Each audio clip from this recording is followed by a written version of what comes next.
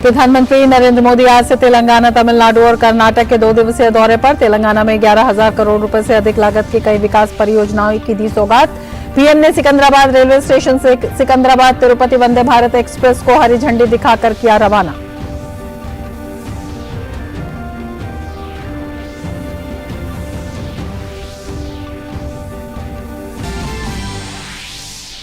प्रधानमंत्री चेन्नई एयरपोर्ट के नए एकीकृत टर्मिनल भवन का करेंगे उद्घाटन।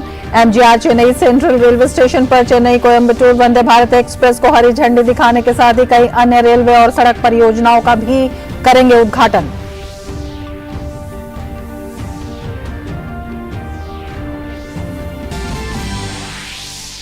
अपने असम दौरे के अंतिम दिन राष्ट्रपति द्रौपदी मुर्मू ने आज तेजपुर वायुसेना स्टेशन से सुखोई 30 MKI लड़ाकू विमान में भरी उड़ान। चौथी पीढ़ी का लड़ाकू विमान सुखोई 30 MKI 2100 किलोमीटर प्रति घंटे से भी तेज रफ्तार से भर सकता है उड़ान। केंद्रीय गृह और सहकारिता मंत्री अमित शाह 10 अप्रैल को करेंगे अरुणाचल प्रदेश का दौरा। सीमावर्ती गांवों की बूथ में वाइब्रेंट विलेज प्रोग्राम का करेंगे शुभारंभ। गृह मंत्री नो माइक्रो हाइडल परियोजनाओं का भी करेंगे उद्घाटन। पोलोंग युद्ध स्मारक पर करेंगे श्रद्धांजलि अर्पित।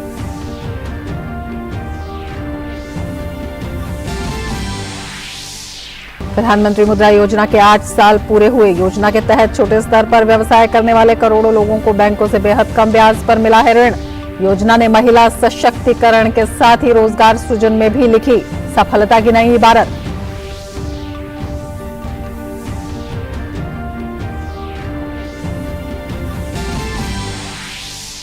इजरायल के तेल अवीव में हुआ आतंकवादी हमला, एक पर्यटक की मौत, कई घायल। पुलिस की जवाबी कार्रवाई में आतंकवादी ढेर।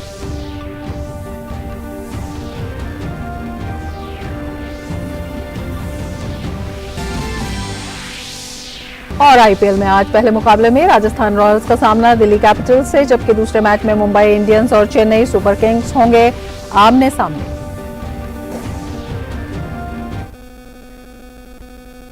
नमस्कार, टीजी न्यूज में आपका स्वागत है। मैं हूं रमा त्यागी। लेंगे समाचार विस्तार से। प्रधानमंत्री नरेंद्र मोदी ने तेलंगाना को 11,300 करोड़ रुपए से अधिक की परियोजनाओं की सौगात दी।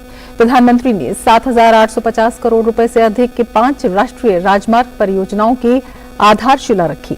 ये सड़क परियोजनाएं तेलंगाना और आंध्र प्रदेश दोनों के सड़क संपर्क को मजबूत करेंगी और क्षेत्र के सामाजिक आर्थिक विकास में सहायता करेंगी।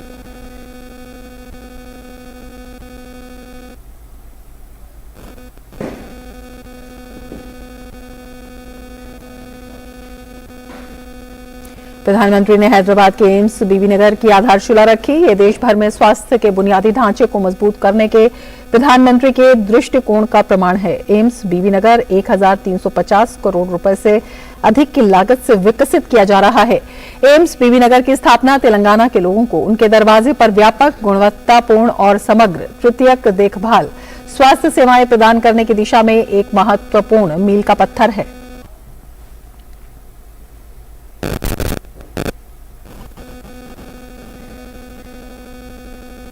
तेलंगाना में शिक्षा और स्वास्थ्य पर भी केंद्र सरकार बहुत निवेश कर रही है। तेलंगाना को अपना एम्स देने का सौभाग्य हमारी सरकार को मिला है। एम्स बीबीनगर से जुड़ी अलग अलग सुविधाओं के लिए भी आज काम शुरू हुए हैं। आज के ये प्रोजेक्ट तेलंगाना में ease of travel, ease of living और ईज ऑफ डूइंग बिजनेस तीनों को बढ़ाएंगे। पीएम मोदी ने सिकंदराबाद रेलवे स्टेशन का पुनर्विकास की आधारशिला रखी। स्टेशन का कायाकल्प 720 करोड़ रुपए की लागत से किया जाएगा। प्रधानमंत्री ने हैदराबाद सिकंदराबाद जुड़वां शहर क्षेत्र के उपनगरीय खंड में 13 नई मल्टी मॉडल परिवहन सेवाओं को हरी झंडी दिखाई। इस सेवा से यात्रियों को तेज, सुविधाजनक और आरामदायक यात्रा का विकल्प मिला। ये सिकंदराबाद महबूबनगर परियोजना के दोहरीकरण और विद्युतीकरण परियोजना का भी उन्होंने लोकार्पण किया। 85 किलोमीटर से अधिक की दूरी तक फैली ये परियोजना लगभग 1410 करोड़ रुपए की लागत से पूरी की गई है। ये परियोजना निर्बाध कनेक्टिविटी प्रदान करेगी और ट्रेनों की औसत गति बढ़ाने में सहायता करेगी। 21वीं सदी का नया भारत तेजी से देश के कोने कोने में मॉडर्न इंफ्रा बना रहा है।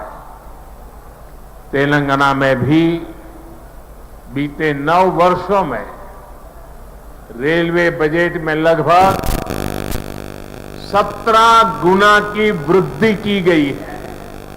इससे नई रेल लाइन बिछाने का काम हो, रेल लाइनों की डबलिंग का काम हो या फिर इलेक्ट्रिफिकेशन का काम हो, सभी कुछ रिकॉर्ड तेजी से हुआ है। देश भर के बड़े रेलवे स्टेशनों को आधुनिक बनाने का जो अभियान शुरू हुआ है, उसका लाभ भी तेलंगाना को मिल रहा है। प्रधानमंत्री ने कार्यक्रम को संबोधित करते हुए परिवारवाद पर हमला बोला। उन्होंने तेलंगाना की जनता से परिवारवाद से सतर्क रहने को कहा। कुछ मुट्ठी भर लोग विकास के इन कार्यों से बहुत बौखलाए हुए हैं। ऐसे लोग जो परिवारवाद, भाई भतीजावाद और भ्रष्टाचार को पोषित करते रहे, उन्हें ईमानदारी से काम करने वालों से परेशानी हो रही है। ये लोग अपने परिवार का स्वार्थ देखते हैं। तेलंगाना को ऐसे लोगों से बहुत सतर्क रहना जरूरी है। प्रधानमंत्री ने साथ ही विपक्ष पर ईडी और सीबीआई के खिलाफ कोर्ट जाने पर निशाना साधा। भ्रष्टाचारियों के खिलाफ कानून को काम करने देना चाहिए कि नहीं करने देना चाहिए, और इसलिए ये लोग तिल मिलाए हुए हैं। बौखलाहट में कुछ भी किए जा रहे हैं। कुछ दिन पहले तो ऐसे कई राजनीतिक दल को अदालत में चले गए, कोर्ट के पास पहुंच गए थे कि हमें सुरक्षा दो। ये हमारे भ्रष्टाचार की किताबें कोई खोले नहीं, कोर्ट के पास गए। कोर्ट ने वहां भी उनको झटका दे दिया और क्या वापस भेज दिया। प्रधानमंत्री नरेंद्र मोदी ने सिकंदराबाद और तिरुपति के बीच चलने वाली वंदे भारत एक्सप्रेस ट्रेन को हरी झंडी दिखाकर रवाना किया। ये देश की 12वीं वंदे भारत एक्सप्रेस ट्रेन है जो कि आंध्र प्रदेश और तेलंगाना के बीच चलेगी। तेलंगाना को 3 महीने के भीतर ही दूसरी वंदे भारत एक्सप्रेस की सौगात मिली है। ये ट्रेन आईटी सिटी हैदराबाद को भगवान वेंकटेश्वर के निवास स्थान तिरुपति से जोड़ती है। अब यात्रियों को सिकंदराबाद और तिरुपति के बीच यात्रा करने में 3.5 घंटे समय की बचत होगी। साथ ही तिरुपति जाने वाले तीर्थयात्रियों के लिए ये काफी आरामदायक होगी। प्रधानमंत्री नरेंद्र मोदी ने सिकंदराबाद में सिकंदराबाद तिरुपति वंदे भारत एक्सप्रेस ट्रेन का निरीक्षण किया। साथ ही उन्होंने स्कूली छात्रों और ट्रेन के चालक दल के सदस्यों से भी बातचीत की।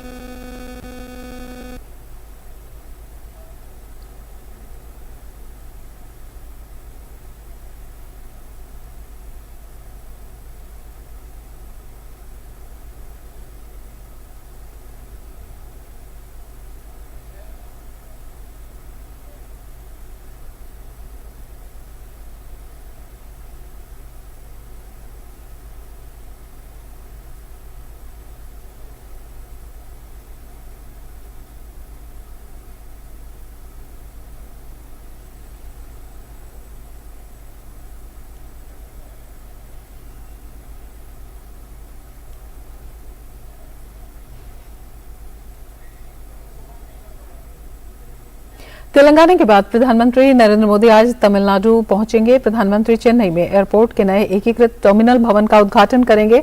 हवाई अड्डे का नया टर्मिनल पैसेंजर सर्विस कैपेसिटी को 23 मिलियन पैसेंजर प्रति वर्ष से बढ़ाकर 30 मिलियन प्रति वर्ष कर देगा। नया टर्मिनल स्थानीय तमिल संस्कृति का एक रिफ्लेक्शन है।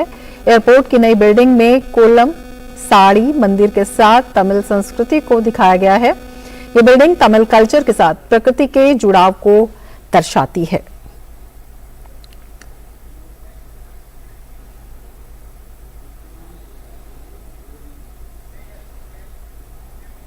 चेन्नई एयरपोर्ट की नई इंटीग्रेटेड टर्मिनल बिल्डिंग के उद्घाटन के बाद PM Modi MGR Chennai central railway station पर भी समारोह में हिस्सा लेंगे, जहां पीएम चेन्नई कोयंबटूर वंदे भारत एक्सप्रेस को हरी झंडी दिखाएंगे।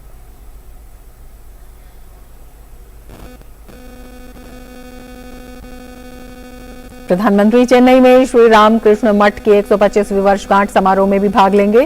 श्री रामकृष्ण मठ की शुरुआत स्वामी रामकृष्णानंद ने 1897 में की थी। रामकृष्ण मठ और रामकृष्ण मिशन मानवीय और सामाजिक सेवा गतिविधियों में लगा आध्यात्मिक संगठन है।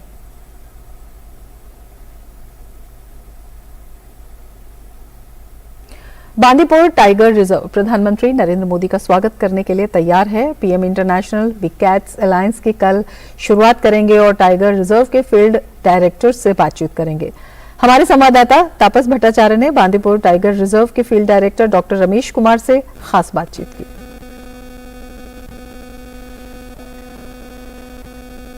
कर्नाटका में बेहतरीन ये टाइगर रिजर्व है और ये अब महत्वपूर्ण इसलिए और ज्यादा है क्योंकि रविवार को प्रधानमंत्री नरेंद्र मोदी आएंगे और जंगल सफारी करेंगे और ये जो टाइगर रिजर्व है ये अपना 50वीं सालगिरह भी सेलिब्रेट करेगा। तो मेरे साथ बात करने के लिए इस वक्त मौजूद है डॉक्टर रमेश कुमार जो चीफ कंजर्वेटर है। सबसे पहले तो ये बताइए कि एक्साइटेड है प्रधानमंत्री खुद आने वाले हैं? हाँ जी जरूर, क्योंकि हमारा बांदीपुर है सबसे बढ़िया टाइगर रिजर्व इन इंडिया। सो हमारा देश का प्रधानमंत्री आ रहे हैं क्योंकि इनका एंगेज करना है, हम भी मतलब इनको बाग दिखाना है। सर एक और चीज बताइए, 50वीं सालगिरह पचर टाइगर का है और हम देख पा रहे हैं पीछे बहुत सारे डियर्स हैं, जो हम बता सकते हैं कि यहाँ पे बहुत सारे ऐसे मैमल्स हैं। Bandipur now we are celebrating 50 साल का मतलब मामला हम तो सेलिब्रेट कर रहे हैं। यहाँ भी हमारा पास 140 का करीब मतलब टाइगर है, 150 का लेपर्ड है, 3000 का हमारा पास हाथी भी है। तो इसे भी हम लोग ये पोजीशन में आने के लिए कितना मुश्किल है। हम लोग शुरू किया 1973 में सिर्फ 12 टाइगर था। सो अभी हम तो 140 टाइगर पे पहुंचा। मतलब कितना मुश्किल है, कितना हम लोग रूट कितना ट्रैवल किया हुए हैं अभी। But now we are the number one top most tiger reserve with robust protection activities here. It is a program to take all the local students होगा, youth होगा, उनको लोग फ्री सफारी कर रहे हैं, so that they will feel Bandipur हमारा है। अगले 10-15 साल में वो लोग ही बंदीपुर को प्रोटेक्ट करेंगे। बिग कैट अलायंस प्रधानमंत्री नरेंद्र मोदी इसकी शुरुआत करने जा रहे हैं और आपने कहा कि आपके पास बेस्ट प्रैक्टिसेस है, आप लोग इतने सालों से इस पे काम कर रहे हैं, तो क्या क्या आप लोगों को दूसरे कंट्रीज को क्या बताना चाहेंगे? या true, it's actually we are the top tiger reserve, इसलिए हमारा पास बहुत बेस्ट प्रैक्टिसेस है। हम भी चाहते हैं उन लोगों के विदेशी के लिए कैसे टाइगर बचाना है, कैसे टाइगर को कंसर्व करना है, कैसे टाइगर को प्रोटेक्ट करना है। हम तो उन लोगों को सिखाना के लिए तैयार है। ये जो टाइगर रिजर्व है एक तरह से क्लासिक एग्जाम्पल है किस तरीके से इतने सारे मैमल एक साथ रह सकते हैं और बेस्ट प्रैक्टिसेस जो इन लोगों ने सीखी है अब वो सबको बताएंगे, क्योंकि प्रोजेक्ट टाइगर के 50वीं सालगिरह होने के बाद ये जो बिग कैट अलायंस अब जो नया शुरुआत इसकी होने वाली है वो भी इधर से ही होने वाली है। तो एक मील का पत्थर बंदीपुर के टाइगर रिजर्व से एक बार फिर शुरू होने वाला है। कैंपस से सुमित नोटिया के साथ मैं तापस भट्टाचार्य, दूरदर्शन समाचार, बंदीपुर टाइगर रिजर्व, कर्नाटका। प्रधानमंत्री नरेंद्र मोदी के वन्यजीव संरक्षण के प्रयास रंग लाने लगे हैं। देश में बाघों, शेरों, तेंदुओं की संख्या में काफी बढ़ोतरी हुई है। विलुप्त हुए चीतों के पुनर्वास का ऐतिहासिक काम हुआ है। इसी कड़ी में दुनिया की 7 बड़ी बिल्लियों के संरक्षण के वैश्विक पहल की कल पीएम मोदी शुरुआत करेंगे।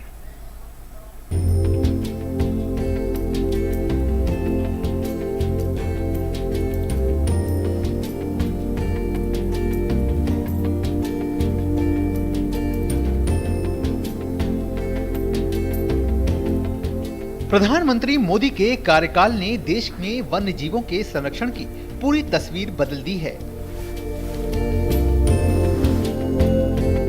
देश में पिछले 7-8 सालों में बाघ, शेर, तेंदुओं की संख्या बढ़ी है। वहीं पिछले साल विलुप्त हुए चीतों का देश में पुनर्वास किया गया है। वन्य जीवों के संरक्षण को और मजबूती देने की दिशा में प्रधानमंत्री मोदी रविवार को इंटरनेशनल बिग कैट्स अलायंस की शुरुआत करेंगे। इसके तहत दुनिया की 7 बड़ी बिल्लियों, बाघ, शेर, तेंदुआ, हिम तेंदुआ, प्यूमा, जगुआर और चीता के संरक्षण का बीड़ा उठाया गया है। 2019 में पीएम मोदी ने एशिया में अवैध शिकार और अवैध वन्यजीव व्यापार पर अंकुश लगाने के लिए विश्व के नेताओं से गठबंधन बनाने का आह्वान किया था। प्रधानमंत्री मोदी की नीतियों की वजह से वन्य जीवों के संरक्षण में काफी प्रगति हुई है।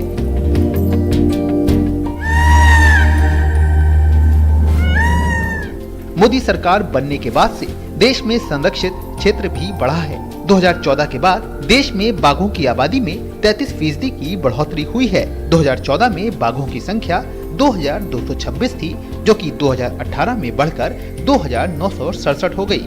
प्रधानमंत्री मोदी बाघों के ताजे आंकड़े रविवार को जारी करेंगे। मजबूत संरक्षण प्रबंधन और मजबूत सुरक्षा के कारण गुजरात में शेरों की आबादी में 29% की वृद्धि हुई है। ये 2015 के 523 की तुलना में बढ़कर 2020 में 674 हुई। प्रधानमंत्री नरेंद्र मोदी के वन्य जीव संरक्षण के प्रयास अब रंग लाने लगे हैं। देश में तेंदुओं की आबादी में भी लगभग 63% की बढ़ोतरी हुई है। 2014 में तेंदुओं की संख्या करीब 7,910 थी, जो कि 2018 में बढ़कर 12,850 से ज्यादा हो गई है। पीएम मोदी के विजन से प्रेरित होकर 2022 में देश से विलुप्त हुए चीतों को अफ्रीकी देशों से लाकर पुनर्वास किया गया। देश ने चीतों के विलुप्त होने के ऐतिहासिक गलती को सुधारा। अमृत में तो वो सामर्थ्य होता है जो मृत को भी पुनर्जीवित कर देता है। मुझे खुशी है कि आजादी के अमृत काल में कर्तव्य और विश्वास का ये अमृत हमारी विरासत को, हमारी धरोहरों को और अब चीतों को भी भारत की धरती पर पुनर्जीवित कर रहा है। सरकार वन्य जीवों के अवैध शिकार को रोकने पर भी ध्यान दे रही है। इसके कारण असम में भी गैंडों का शिकार नहीं हुआ। सरकार के वन्य जीव संरक्षण के प्रयास का ही फल है कि देश में वन्य जीवों की आबादी बढ़ी है और इसे और बढ़ाने का प्रयास किया जा रहा है। तापस भट्टाचार्य की रिपोर्ट, टीडी न्यूज, बांदीपुर। राष्ट्रपति द्रौपदी मुर्मू ने अपनी असम यात्रा के अंतिम दिन आज तेजपुर वायुसेना स्टेशन पर सुखोई 30 MKI विमान में उड़ान भरी। सुखोई को रूस के सहयोग से भारत के हिंदुस्तान एरोनॉटिक्स लिमिटेड ने बनाया है। सुखोई 30 MKI विमान चौथी पीढ़ी का लड़ाकू विमान है जो 2100 किलोमीटर प्रति घंटे से भी तेज रफ्तार से उड़ सकता है। यह हवा में ही ईंधन भर सकता है और ब्रह्मोस समेत कई मिसाइलों और लेजर बमों को भी लेकर उड़ान भर सकता है।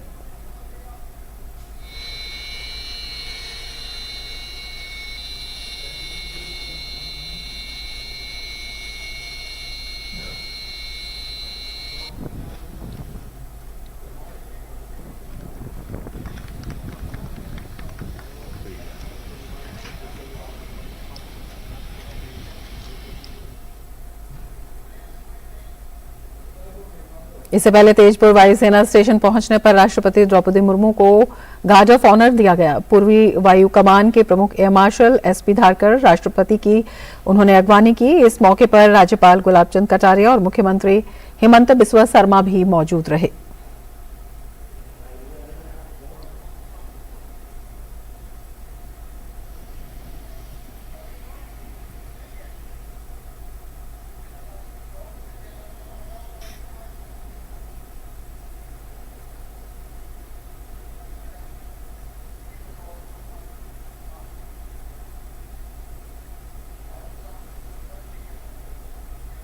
केंद्रीय गृह मंत्री अमित शाह 10 अप्रैल को अरुणाचल प्रदेश के सीमावर्ती गांव की बुथु में वाइब्रेंट विलेज प्रोग्राम का शुभारंभ करेंगे। प्रधानमंत्री नरेंद्र मोदी के नेतृत्व में सरकार ने वित्तीय वर्ष 2022-23 से 2025-26 के लिए सड़क संपर्क के लिए 2500 करोड़ रुपए सहित 4800 करोड़ रुपए की वाइब्रेंट विलेज प्रोग्राम को मंजूरी दी है।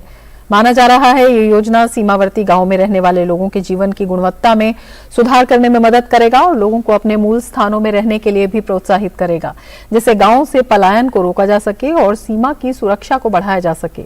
इस योजना के तहत अरुणाचल प्रदेश, सिक्किम, उत्तराखंड और हिमाचल प्रदेश और केंद्र शासित प्रदेश लद्दाख में उत्तरी सीमा से सटे 19 जिलों के 46 ब्लॉकों में 2967 गांवों को वाइब्रेंट विलेज प्रोग्राम के तहत विकास के लिए पहचाना गया है। अमित शाह स्वर्ण जयंती सीमा रोशनी कार्यक्रम के तहत निर्मित अरुणाचल प्रदेश सरकार की 9 माइक्रो हाइड्रल परियोजनाओं का उद्घाटन करेंगे। साथ ही गृहमंत्री बुनियादी ढांचे को बढ़ाने और आईटीबीपी कर्मियों के साथ बातचीत करने के लिए भारत तिब्बत सीमा पुलिस परियोजनाओं का भी अनावरण करेंगे। इसके अलावा अमित शाह नमती मैदान का दौरा करेंगे और वालोंग युद्ध स्मारक पर श्रद्धांजलि अर्पित करेंगे।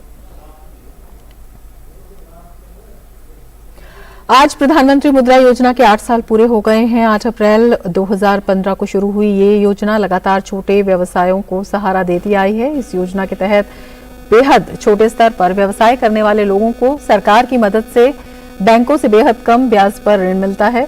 इस योजना से इन छोटे व्यवसायों को बहुत लाभ मिला है।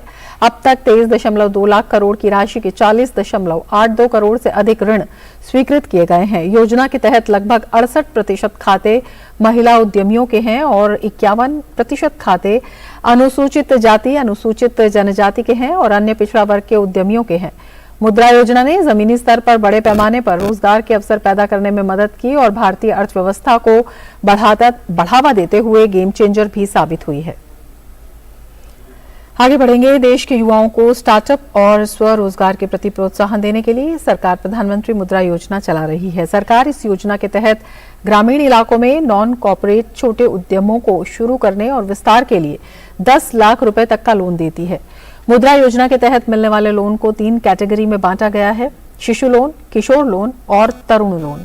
इस स्कीम की 3 कैटेगरी है। शिशु लोन के तहत 50,000 रुपए तक का लोन आप अपने कारोबार को शुरू करने के लिए ले सकते हैं। किशोर लोन के तहत 50,000 रुपए से लेकर 5 लाख रुपए तक का लोन मिलता है। वहीं तरुण लोन के तहत 5 लाख रुपए से लेकर 10 लाख रुपए तक का लोन लिया जा सकता है। सरकार की इन योजनाओं से राजस्थान में भी लोग लाभान्वित हो रहे हैं। लाभार्थी योजना के लिए प्रधानमंत्री नरेंद्र मोदी का धन्यवाद कर रहे हैं। उनकी जो स्कीम है ये बहुत अच्छी है। उससे पहले मेरा व्यापार था वो बहुत कम था और ये जो प्रधानमंत्री की स्कीम है ये जब से मिली है और मुझे 10 लाख रुपए का लोन बिना किसी गारंटी के मिला है, तो ये बहुत बड़ी बात है मेरे लिए और उससे मेरा व्यापार आज डबल हो चुका है 1 साल के अंदर। और युवाओं के लिए ये जो प्रधानमंत्री मुद्रा लोन है ये बहुत बढ़िया स्कीम है और ये मेरे व्यापार के लिए और सभी युवाओं के लिए एक अच्छा अवसर है। राष्ट्रीय सुरक्षा सलाहकार अजीत डोभाल शुक्रवार को वाराणसी के 2 दिवसीय दौरे पर पहुंचे। इस दौरान अजीत डोभाल ने अधिकारियों संग विभिन्न मुद्दों पर बैठक की। एनएसए ने शुक्रवार को दशाश्वमेध घाट पर विश्व प्रसिद्ध गंगा आरती में भी शिरकत की। इस दौरान उन्होंने मां गंगा की आरती और पूजन अर्चन किया। इस मौके पर एनएसए के साथ उनकी पत्नी भी मौजूद रहीं।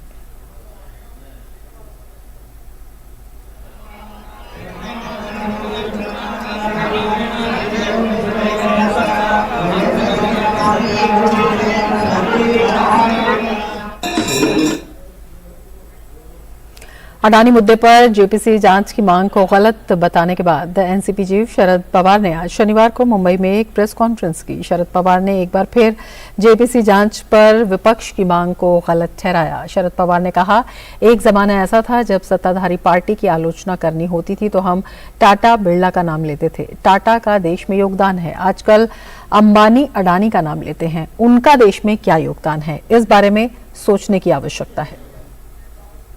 एक ज़माना ऐसा था कि उस ज़माने में हम हमेशा सूर्य खाते पर किसी से नाम करना हो तो टाटा बिरला का नाम किसी नाम करते थे। आजकल टाटा बिरला का नाम लेते नहीं और दूसरा देशवासी को ये पता लगा है, अंदाजा है कि टाटा का भी देश में कॉन्ट्रीब्यूशन है। इसलिए आजकल अदानी अंबानी नाम लेते हैं, तो उनका कॉन्ट्रीब्यूशन क्या है देश में, इस बारे में सोचने की आवश्यकता है।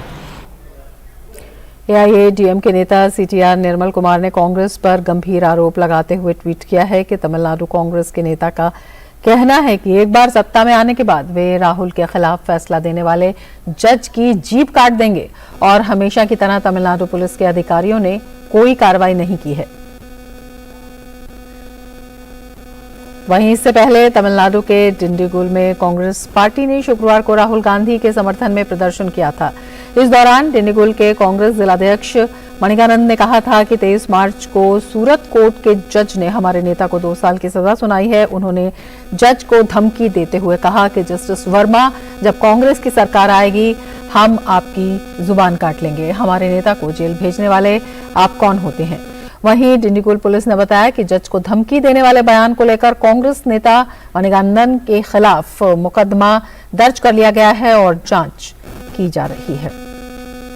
बात करेंगे खेल की। भारत के प्रियांशु राजावत ने आइलैंड्स मास्टर्स में अपनी जीत के सिलसिले को जारी रखते हुए सेमीफाइनल में स्थान बना लिया है। उन्होंने क्वार्टर फाइनल में विश्व नंबर 61 चीनी ताइपे के चियू जेन को सीधे गेमों में 21-18 से शिकस्त दी। भारतीय खिलाड़ी ने मैच को 44 मिनट में अपने नाम किया। विश्व के नंबर 58 खिलाड़ी प्रियांशु ने पहली बार किसी सुपर 300 के टूर्नामेंट के सेमीफाइनल में जगह बनाई है। अंतिम 4 में उनका मुकाबला आयरलैंड के नहात इनगुएन से होगा। प्रियांशु ने इससे पहले प्री क्वार्टर फाइनल में शीर्ष वरीय जापान के केंटा निशिमोतो को सीधे गेमों में हराकर बड़ा उलटफेर किया था।